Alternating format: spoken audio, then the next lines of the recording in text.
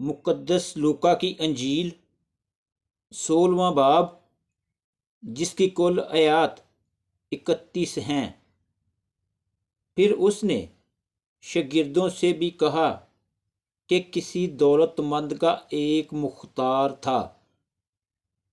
اس کی لوگوں نے اس سے شکایت کی کہ یہ تیرا مال اڑاتا ہے۔ پس اس نے اس کو بلا کر کہا کہ یہ کیا ہے جو میں تیرے حق میں سنتا ہوں؟ اپنی مختاری کا حساب دے، کیونکہ آگے کو تو مختار نہیں رہ سکتا۔ اس مختار نے اپنے جی میں کہا کہ کیا کروں، کیونکہ میرا مالک مجھ سے مختاری چھینے لیتا ہے۔ مٹی تو مجھ سے کھودی نہیں جاتی، اور بھیک مانگنے سے شرم آتی ہے۔ میں سمجھ گیا کہ کیا کروں، تاکہ جب مختاری سے موقوف ہو جاؤں تو لوگ مجھے اپنے گھروں میں جگہ دیں۔ پس اس نے اپنے مالک کے ایک ایک قرض دار کو بلا کر پہلے سے پوچھا کہ تجھ پر میرے مالک کا کیا آتا ہے؟ اس نے کہا 100 من تیل۔ اس نے اس سے کہا اپنی دستاویز لے اور جلد بیٹھ کر 50 لکھ دے۔ پھر دوسرے سے کہا تجھ پر کیا آتا ہے؟ اس نے کہا 100 من گیہوں۔ اس نے اس سے کہا اپنی دستاویز لے کر 80 لکھ دے۔ اور مالک نے بے ایمان مختار کی تعریف کی، اس لیے کہ اس نے ہوشیاری کی تھی، کیونکہ اس جہان کے فرزند اپنے ہم جنسوں کے ساتھ معاملات میں نور کے فرزندوں سے زیادہ ہوشیار ہیں۔ اور میں تم سے کہتا ہوں کہ ناراستی کی دولت سے اپنے لیے دوست پیدا کرو، تاکہ جب وہ جاتی رہے تو یہ تم کو ہمیشہ کے مسکنوں میں جگہ دے۔ جو تھوڑے میں دیانت دار ہے وہ بہت میں بھی دیانت دار ہے، اور جو تھوڑے میں بد دیانت ہے وہ بہت میں بھی بد دیانت ہے۔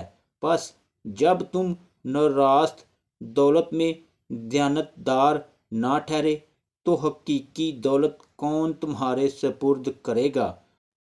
اور اگر تم بیگانہ مال میں دیانت دار نہ ٹھہرے تو جو تمہارا اپنا ہے اسے کون تمہیں دے گا؟ کوئی نوکر 2 مالکوں کی خدمت نہیں کر سکتا، کیونکہ یا تو ایک سے عداوت رکھے گا اور دوسرے سے محبت، یا ایک سے ملا رہے گا اور دوسرے کو ناچیز جانے گا۔ تم خدا اور دولت دونوں کی خدمت نہیں کر سکتے۔ فریسی جو زر دوست تھے ان سب باتوں کو سن کر اسے ٹھٹھے میں اڑانے لگے۔ اس نے ان سے کہا کہ تم وہ ہو کہ آدمیوں کے سامنے اپنے آپ کو راست باز ٹھہراتے ہو، لیکن خدا تمہارے دلوں کو جانتا ہے، کیونکہ جو چیز آدمیوں کی نظر میں اعلی قدر ہے وہ خدا کے نزدیک مکروہ ہے۔ شریعت اور انبیاء یوحنا تک رہے، اس وقت سے خدا کی بادشاہی کی خوشخبری دی جاتی ہے، اور ہر ایک زور مار کر اس میں داخل ہوتا ہے، لیکن آسمان اور زمین کا ٹل جانا شریعت کے ایک نقطہ کے مٹ جانے سے آسان ہے۔ جو کوئی اپنی بیوی کو چھوڑ کر دوسری سے بیاہ کرے وہ زنا کرتا ہے، اور جو شخص شوہر کی چھوڑی ہوئی عورت سے بیاہ کرے وہ بھی زنا کرتا ہے۔ ایک دولت مند تھا جو ارغوانی اور مہین کپڑے پہنتا اور ہر روز خوشی مناتا اور شان و شوکت سے رہتا تھا، اور لازر نام ایک غریب ناسوروں سے بھرا ہوا اس کے دروازہ پر ڈالا گیا تھا۔ اسے آرزو تھی کہ دولت مند کی میز سے گرے ہوئے ٹکڑوں سے اپنا پیٹ بھرے، بلکہ کتے بھی آ کر اس کے ناسور چاٹتے تھے۔ اور ایسا ہوا کہ وہ غریب مر گیا اور فرشتوں نے اسے لے جا کر ابراہام کی گود میں پہنچا دیا۔ اور دولت مند بھی موا اور دفن ہوا۔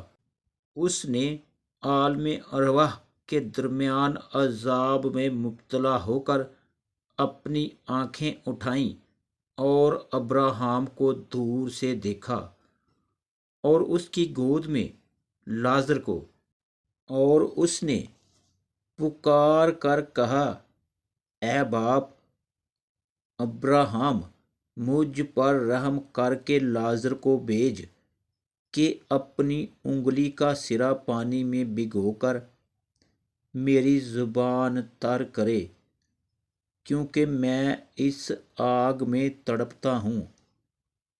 ابراہام نے کہا، بیٹا، یاد کر کہ تو اپنی زندگی میں اپنی اچھی چیزیں لے چکا اور اسی طرح لازر بری چیزیں، لیکن اب وہ یہاں تسلی پاتا ہے اور تو تڑپتا ہے، اور ان سب باتوں کے سوا ہمارے تمہارے درمیان ایک بڑا گڑھا واقعہ ہے، ایسا کہ جو یہاں سے تمہاری طرف پار جانا چاہے نہ جا سکے اور نہ کوئی ادھر سے ہماری طرف آ سکے۔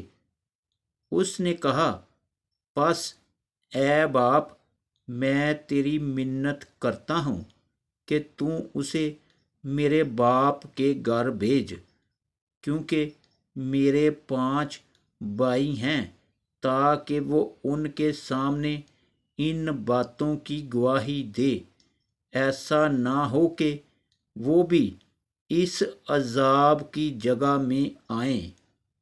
ابراہام نے اس سے کہا، ان کے پاس موسیٰ اور انبیاء تو ہیں، ان کی سنیں۔ اس نے کہا، نہیں اے باپ ابراہام، ہاں، اگر کوئی مردوں میں سے ان کے پاس جائے تو وہ توبہ کریں گے۔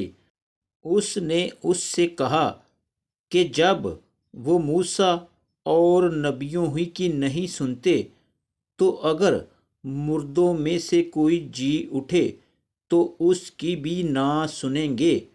خداوند آپ سب کو پاک کلام کے پڑھے اور سنے جانے پر بڑی برکت بخشے۔ یسوع مسیح ناصری کے نام سے کہیں آمین۔